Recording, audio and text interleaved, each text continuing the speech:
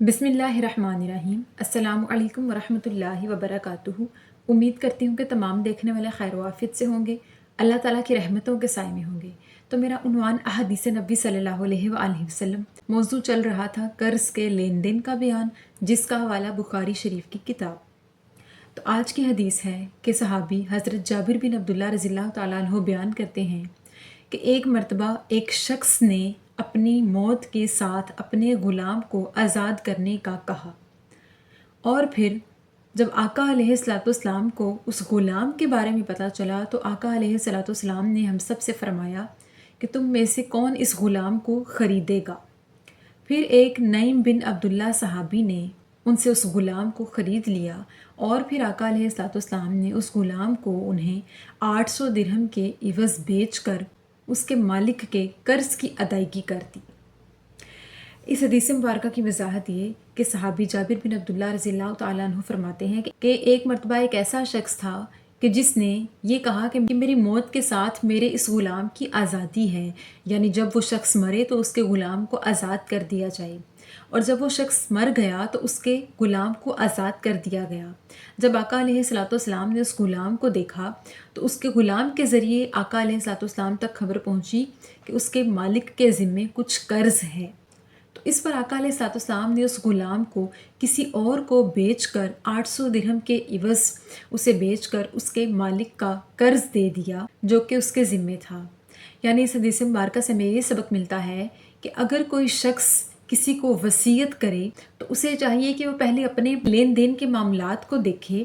تب وہ کسی غلام یا خادم کو آزاد کرنے جیسی وصیت کرے جیسی کہ اس مرنے والے شخص نے کی تھی۔ اب اس کے ذمے قرض تھا، لیکن اس نے مرنے سے قبل وصیت کی کہ میری موت کے ساتھ ہی اس میرے غلام کو آزاد کر دیا جائے، لیکن اس کے ذمے تو قرض تھا۔ پھر آقا علیہ السلام نے یہی ترکیب سوچی کہ اس کے غلام کو بیچ کر اس کے قرض کی ادائیگی کر دی گئی، کیونکہ اس کی مالیت، اس کے پیچھے وراثت اس کا صرف ایک غلام ہی تھا۔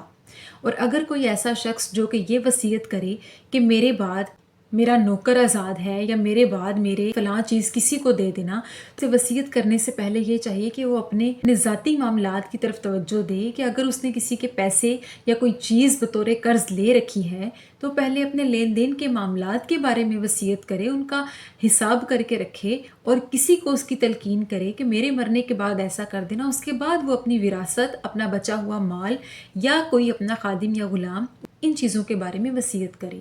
اور اس حدیث کی شرح میں آتا ہے کہ آقا علیہ السلام نے اس بات کی تفصیل بتاتے ہوئے صحابہ کرام سے فرمایا کہ اگر کوئی شخص اپنے مرنے کے ساتھ اپنے غلام کو آزاد کرنے کی وصیت کرتا ہے تو ہمیں چاہیے کہ اس کے غلام کو بیچ کر قرض کی ادائیگی کر دی جائے، یا پھر اگر مرنے والا شخص یہ کہہ کر گیا ہو کہ میرا مال غریبوں میں یا ضرورت مندوں میں تقسیم کر دینا، تو سب سے پہلے ہمیں ایسے مال میں سے قرض خواہوں کے قرض کی ادائیگی کرنی چاہیے، اور ایسے لوگوں کی مدد کرنی چاہیے جو کہ مقروض ہیں اور اپنے قرض کو ادا نہیں کر سکتے۔ یعنی اللہ کی رضا کی خاطر ہمیں ایسا کرنا چاہیے کہ اگر کوئی مالدار شخص مر گیا ہے، اپنے پیچھے کوئی وراثت، غلام یا کوئی ایسی چیز چھوڑ کر گیا ہے کہ جس سے اس نے کہا ہو کہ میرے بعد آزاد کر دینا یا بانٹ دینا یا تقسیم کر دینا یا کسی ضرورت مند کو دے دینا، تو سب سے زیادہ ضرورت مند شخص وہ ہے جو کہ مقروض ہے۔ تو دیکھنے اور جاننے والے کو چاہیے کہ کسی ایسے شخص کی مالیت کو قرض خواہوں میں تقسیم کرے، مقروض شخص کے قرض کو اتارنے میں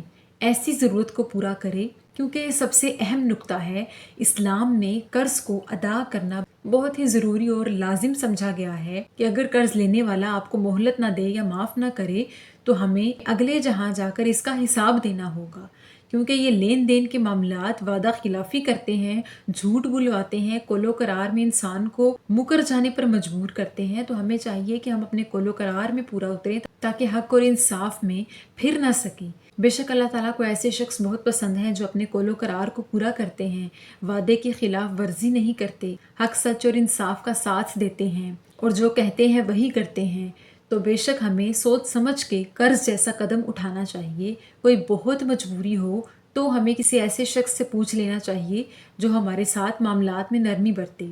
اور ہمیشہ قرض کی ادائیگی وقت پر کرنی چاہیے، سوائے مجبوری یا پریشانی کے۔ تو اللہ تعالیٰ سے دعا ہے کہ اللہ پاک ہمارے تمام معاملات میں آسانی برتے اور ہمیں قرض جیسی پریشانی سے دور رکھے، اور اللہ پاک ہمیں کبھی کسی کا محتاج نہ کرے۔ آمین ثم آمین۔ شکریہ۔